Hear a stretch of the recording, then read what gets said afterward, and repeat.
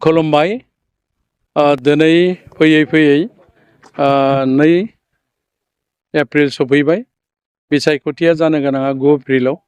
हिसाबै जोबनायनि लामायाव 7 एप्रिलनि गेजेरावनो माने फोसावनाय जिथु हाबाफारि बिसायख'थिनि बे जोबहैगोन दा दिनैनि तारिखसिम आङो जिखिनि गामि सुबा जातीय संगठनफोर जिखुनु अनुष्ठान प्रतिष्ठान गासै माहारिफ्रा जेरैबायदि लैहोर लैहोर आंखौ मदद आरो हेफाजाब होफैदों बेखौ नायोबा आङो दिनैनि तारिखआव देरहानायनि लामायाव दं। दा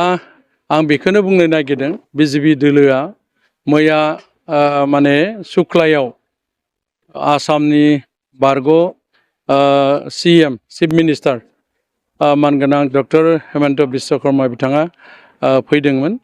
आरो गोबां रोखोमनि आसनिफोर घोषणा खालामदों बेजों जेबो सोमोन्दो गैया बिथाङाथ' जेराव मिटिङाव फैयो बेयावनो घोषणा खालामो नङा होमबा दिनै माने जोंनि गरेस्वर परिषदनि सिङाव थानाय रेल साइटिंनि सायाव फ्लाइअभार बानायनायनि बाथ्राया गोबांबार घोषणा जालांबाय आरो दाख्लैबाव ओरैनो प्रदर्शनी भाबै खुनु अफिसियेल प्रसेसआनो जायाखै बेखौ आधा किला स्थापन खालामदों बेथ' दिनै सरकारानो बायबाय दासिमबो माने जागायनाय लामायावनो गैया आधा किलाखौ खालामदों खिन्थु अफिसियेलि खुनु ठिकादारा इयाव टेन्डारबो बुवाखै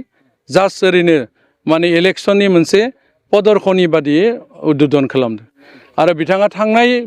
खेबनि MCLA दिनावनो जोंनि गरेस्वराव मेडिकेल बानायना होनायनि बाथ्रा बुंदोंमोन खिन्थु दिनैसिमथ' जायाखै दा बेनिखायनो बिथाङा जिखिनिखौनो बुङा मानो बुंनाया गासैबो जे जाजोबदों बेबो नङा दिनैसिम जिमानखिनि बेयाव सुक्लाय सेरफाङावबो सासे EM दङमोन आरो नाग्रिजुलि परिषदीय समस्तियाव EM दङमोन खिन्थु स्टेट फान्डनिफ्राय जेबो फान्ड लाबोनानै होफैनानै लामा दलं बानायनो हायाखै आरो जिहेतु BTR लेभेलनि BTC लेभेलनि जिखिनि फान्डफोर जिखिनिखौ मावदों जोंनि BTRनि चिफ मानगेदेर प्रमद सारनि दैदेननायावसो खामानिफोरा जादों जेरैबायदि बिथांनि नाजानायाव जोङो बाक्सा जिल्लानिफ्राय दिनै गोदानै जोङो तामुलपुर जिल्ला मोननो हादों जेरैबायदि जोङो मोनसे अनुष्ठान माने मेडिकेल कलेज उइथ माने केन्सार हस्पिटाल आरो लोगोसे नार्सिं कलेज बेखौ जों कुसुबारियाव मोननो हादों तामुलपुर बिधान सभानि सिङाव तामुलपुर जिल्लानि सिङाव आरोबाव मानाव गेदेर BTRनि चिफनि दैदेननाय समावनो आसामनि माने बिखानि गेजेराव जों मोनसे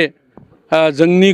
गरेस्वर परिषदीय आरो सुक्लाय सेरफां आरो नाग्रिजुलि बे मोनथामखौ दाजाबनानै मोनसे माने मोजां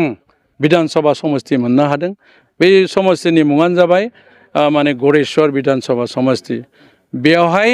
माने ओरैबायदि मोनसे समष्टि दाबाय बेनिखायनो बाख्नायदों आं मानाव गेदेर प्रमद सारखौ बेयाव माने रावनिबो हारि राननाय बाथ्रा दोनाखै बयनिबो थाखाय जायगा दोनदों बयबो माहारिनि थाखाय जिहेतु बियो ST रिजार्भ नङा बेयो माने जेनेरेल सिट नङा बेयो अपेन सिट बयबो जाति जनगोष्ठीया बेयाव बादायलायनो हायो बिजाथि महरै दा बेनिखायनो एइबाराव नमिनेसन दाखिल खालामनायाव 14 सामोन दायो 12 सा थालांबाय आरोखि दा बे हिसाबै आङो बरायो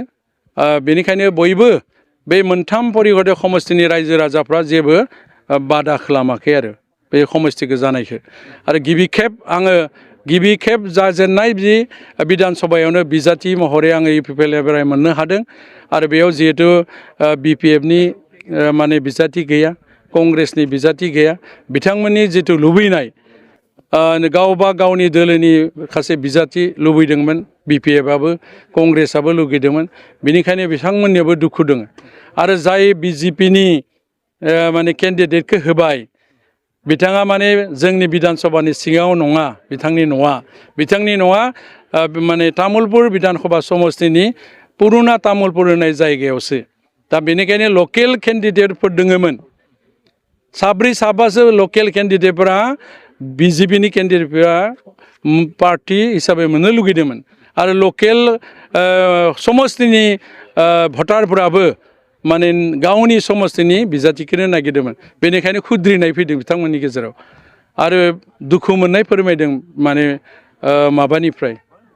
पार्टि मोनैनिफ्राय दा बेनिखायनो आसा खालामदों जोंनि फारसे बिथांमोना मोनसे खहारि जासिदों बे हिसाबै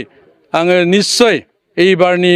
जागायजेननाय समस्तिनि बिखा गेजेराव माने प्रतिनिधित्व खालामनो मोनगोन बेखौ रायजोआनो फोरमायदों आरोखि मैया जिहेतु आसामनि गिबि मन्थ्रि बिथाङाबो मोनसे बाथ्रा बुंदोंमोन पबित्र बर'खौ फैयोब्ला जिर' जागोन होननानै बेनि सायाव मा बुङो जिरु खालामग्राफ्रा माने गावसोरसो खालामनो नागिरदों बेखौ मानाव गेदेर जोंनि दरं उदालगुरिनि एमपि दिलीप सयकिया बिथाङा खोमोरनायनि बाथ्रा बुंदों खोमोरग्रा माने दोलो नालाय बिथांमोना जोंनि जाजानायखौ लुगैया दा बेनिखायनो जिरुआ सोर जानो थांदों दिनैनि बिसायख'थियाव बिथांमोना संख्या गरिष्ठ हिसाबै देरहाबासो सरकारखौ दानो हागोन आरो सरकार दानो हायाबाथ' बिसोरो गावसोरसो जिरिआव फैगोन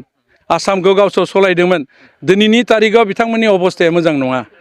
जोंनि इउ पि पि एल दोलोआ जों रावजोंबो एलायन्स खालामाखै प्रमद बर' दैदेननाय